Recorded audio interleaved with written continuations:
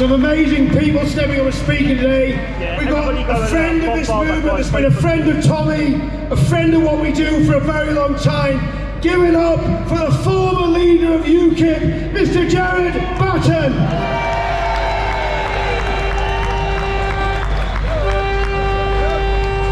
He's somewhere about.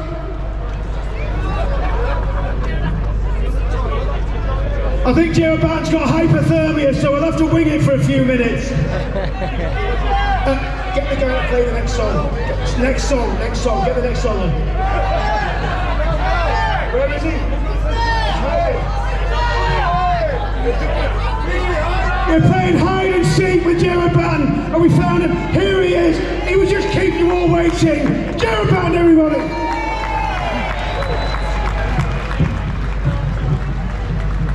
Sorry everybody, I was in demand somewhere else. Hello everybody, thank you for coming. Thank you to the organisers and all of the stewards and everybody that makes it possible. And I'd very much like to thank the organisers for inviting me today. And of course, why are we here? We're here to support Britain's premier political prisoner, Tommy Robinson. Not forgetting now all the other political prisoners that have joined Tommy over the last few months. Now, I grew up in an era of political prisoners. I remember reading about people who were being locked up for giving their opinions, for criticising and questioning a government's agenda. Such people were put in prisons, they were put in re-education camps, or they were put in gulags. And of course, it wasn't happening here, it was happening in the old Soviet Union. And now we have started to copy what the old Soviet Union used to do, where people cannot critique, they cannot question, and they're being locked up for giving their opinions. Well, that shouldn't surprise us too much now, because we have an extreme left government run by a Marxist and his fellow low IQ loony lefties. Now, the first tenet of Marxism is that you have to destroy the old order and society. Now, how do you do that in the UK? Well, it's been done by mass illegal immigration. And in fact, I think it will be more accurate to call it mass migrant invasions rather than immigration. And how do they intend to destroy our old order by doing that? Well, it breaks down national identity, it destroys national loyalty, and it destroys national cohesion. And you can see it around you all the time.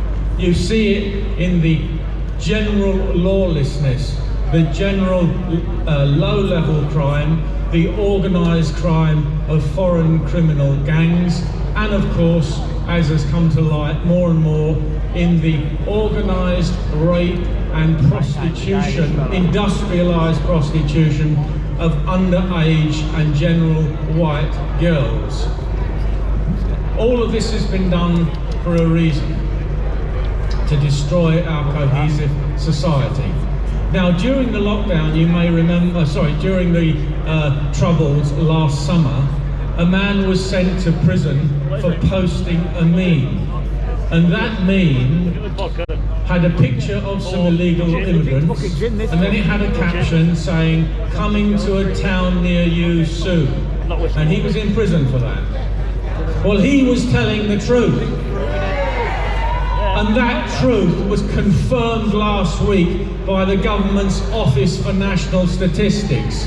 They said that Britain's population is due to rise from 67 million to 72.5 million by 2032.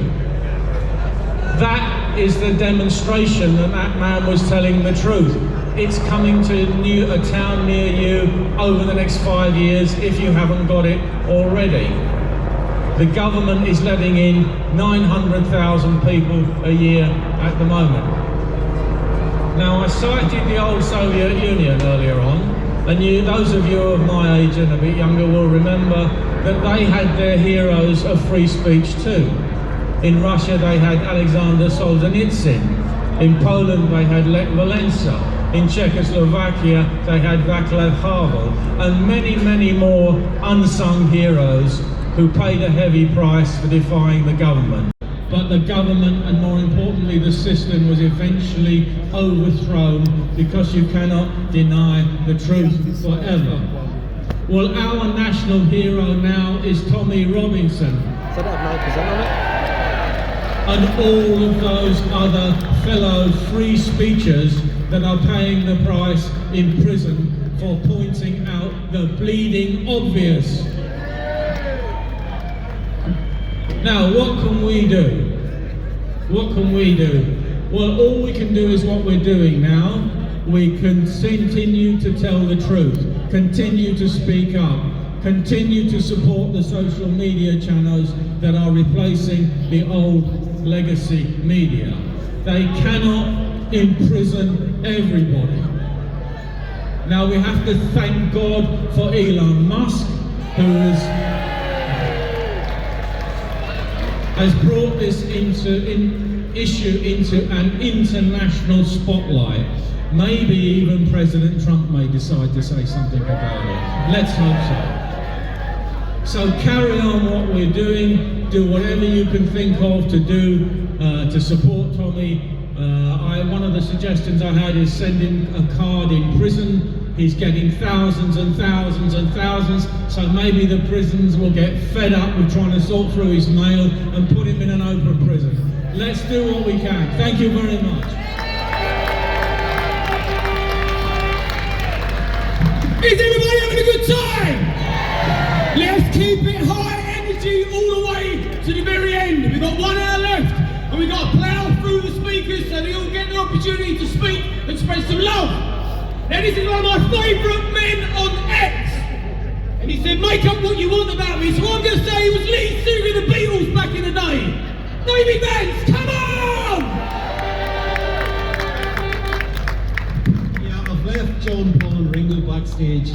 Listen, it's very, very great to be here with you this afternoon. Can I just start by fact-checking the BBC in advance, if I may? There's thousands of people here, and we know that, and we know that when they report on this, they'll say it was half a dozen men and a dog. So, BBC, fact-checked, just to start with. Secondly, it's important to see positivity. And if we look across the Atlantic, we see Donald Trump got into power, and what was the first thing he did? He released the January 6th political hostages. Now then, even better, the people responsible for putting those Live streams hostages in prison, they're going to be investigated, and they might end up in prison as well. So, that sounds kind of good to me, doesn't it? And of course, needless to say, the reason we're here is because Tommy Robinson is a political hostage, taken by a corrupt regime here in the United Kingdom, a regime where we're standing amongst the remnants of it, and we need to have real change here in this country as well. And it's not just Tommy, because it's also the other people taken political hostage last August in the aftermath of the Southport atrocity. So all those people should not be behind bars. The people who should be behind bars are the people responsible. And I just want to briefly mention one of them, and that is the Attorney General of the United Kingdom, Lord Hermer, or Harmer, depending. He's the guy that represented Gerry Adams. He's the guy that suggested that Shamima Begum be returned to the UK. Yeah, that guy. And he's the guy that made sure last autumn that Tommy was eventually put behind bars. You know, so my hope would be in due course, and this will happen, Tommy Robinson will be freed. He will join us again. And what I would love to see is everybody involved in his incarceration investigated, and ultimately I'd like to see them behind bars. I hope you'd agree with that. And on that note, because I know you're all probably dying of hypothermia, as indeed am I, look, thanks again for coming here for Tommy. It's great to be with you. Thank you all very much. Appreciate it.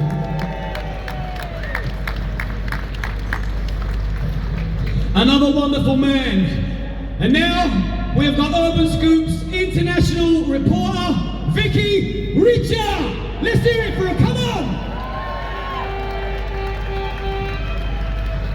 Hello together, and thank you for having me here. And we are all here to talk about the political prisoners who we want to get out, especially Tommy Robinson.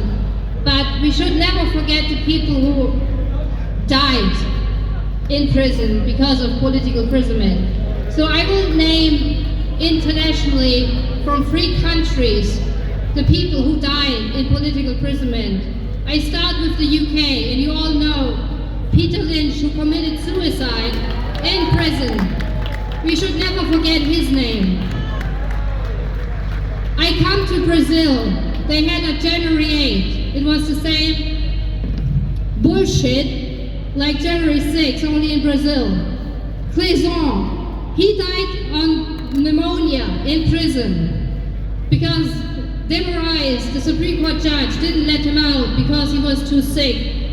But he was a political opponent. He said Jair Bolsonaro is the right president, so he had to stay in prison and died. Now I come to America. We all know about January 6th.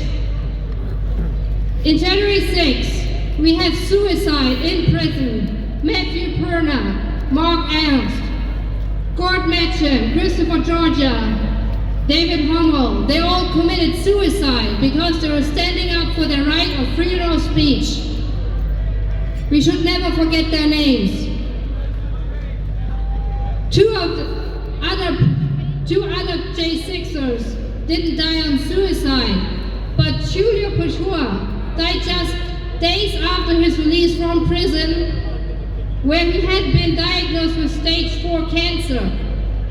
He maybe could have survived if he would have been in freedom and could have the medication what he would need it. Bart Shively is released, has now also cancer. It's fatal. He got his cancer related to his service for the military, for fighting for his country. He would maybe still be able to fight this cancer if he would have got his medication. And I also want to name the people who died on January 6th. Ashley Babbitt got killed. Roseanne Boylan got killed. Kevin Greason got killed. Benjamin Phillips got killed. All those names we should never forget because they will not come back. But they stood for the same reasons you are here right now, for freedom of speech. And we should remember on the 20th of January, Donald J. Trump got back into office. The first thing what he did after being president again, he released 1,500 of the January 6th prisoners. So my call is now directed to Keir Starmer. You should release all British political prisoners by Monday. And if not, you get the hell out of this office. Thank you.